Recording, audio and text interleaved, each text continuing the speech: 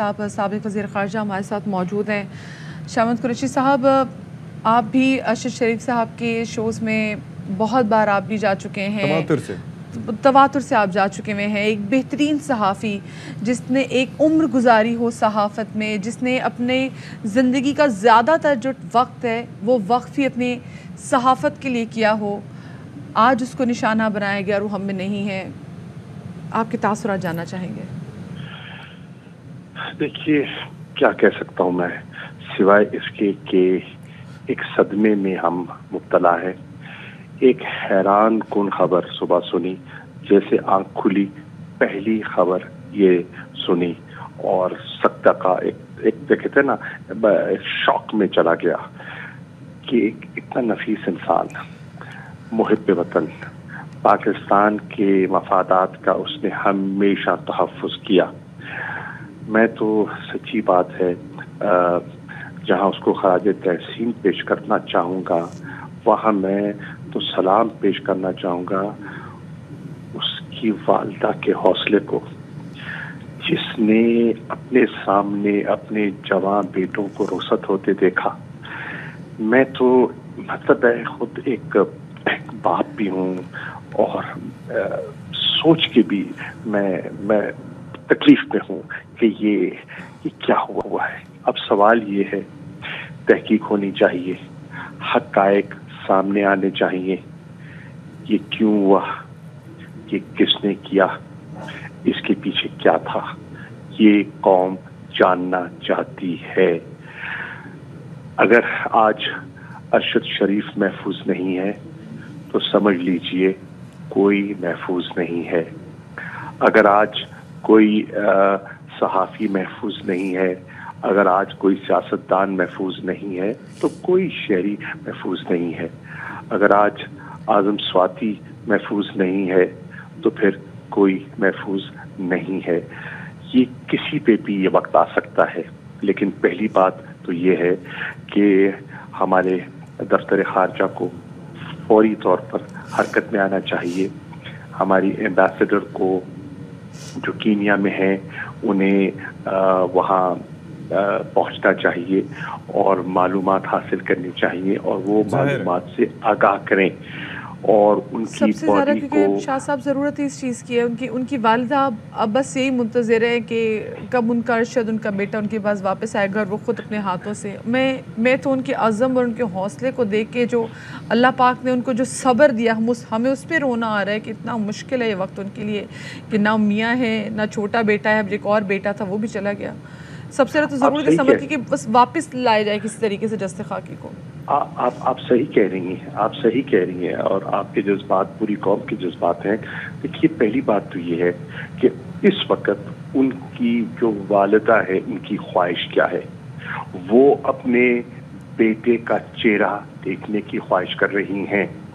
وہ چاہتی ہیں کہ اس کی ایک اچھی اور مناسب تدفین ہو سکے۔ یہ ایک خواہش، ایسی خواہش ہے جس کے لیے ہم سب کو آواز بلند کرنی چاہیے۔ پہلا کام یہ ہے کہ اس کی وہاں سے باڈی واپس لائی جائے اور ان کو باعزت طریقے سے رخصت کیا جائے اور ان کا جنازے میں جو شریک ہونا چاہیں ان کو موقع ملنا چاہیے۔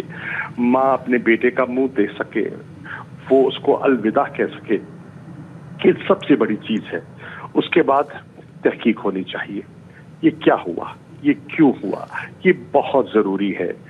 اور اگر آج بھی ہم خاموش رہتے ہیں تو نہ جانے کل کس کی باری آنے والی ہے، کل میری باری ہوگی، آپ کی ہوگی، کسی کی ہوگی۔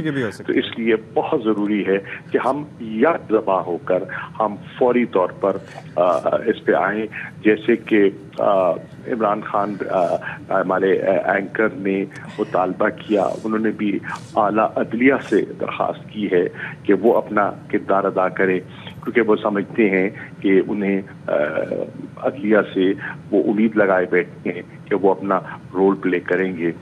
صحافیوں کو، صحافی برادری کو قطع نظر ان کی سوچ کیا ہے، ان کے سیاسی جھکاؤ کس طرف ہے، یک زباں ہو کر اس پر یکجا ہو کر آواز بلند کرنی ہوگی۔ شاہ صاحب، آپ نے شروع میں تذکرہ کیا کہ وہ بہت نفیس انسان ہے. یہ ہم جانتے ہیں ان کی زندگی کا پہلو کیونکہ ہمارا ان کے ساتھ انٹریکشن رہا ہے.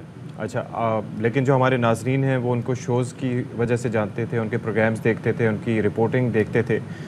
آپ کا شو سے ہٹ کے, چونکہ وفاقی دارالحکومت اسلام آباد میں آپ کا اکثر و بیشتر موجودگی آپ کی ہوتی تھی, آپ کا ان کے ساتھ انٹریکشن شو سے ہٹ کے کیسا رہا, کیسا پایا آپ نے انہیں؟ بہت, میں کہتا ہوں جی, بہت ہی نفیس انسان, بہت دھیمے مزاج کے, لیکن ہمیشہ سچ اور حق کی بات بلند کرنے والے.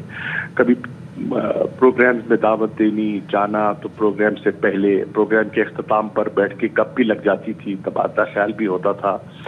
تو میں نے تو ان کو بہت اچھا انسان پایا, بہت اچھا انسان پایا. اور میں سمجھتا ہوں کہ آج بہت بڑا نقصان ہوا ہے. ہمارے جو آزادی صحافت کی بات کرتے ہیں, ہمارے ہاں جو فنڈامنٹل رائٹس کی بات کرتے ہیں, آج ہم سب کو اس کے لیے کھڑا ہونا پڑے گا. میں عرض کروں, میں دونوں چیزوں کو مکس نہیں کرنا چاہتا, لیکن میں ایک جو ٹرینڈ دیکھ رہا ہوں, میں کل وہاں تھا بنی گالا میں جب اعظم سواتی تشریف لائے اور انہوں نے اپنی داستان عمران خان کے سامنے پیش کی.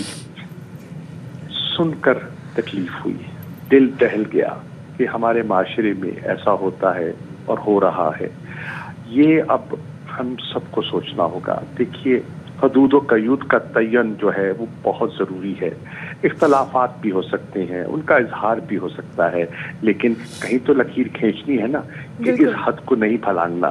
یہ آج بہت ضروری ہے کہ اس کا تعین کیا جائے.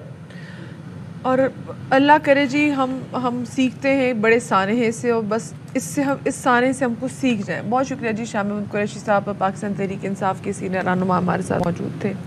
انا للہ و انا الیہ راجعون. ارشد شریف صاحب ہمیں نہیں رہے.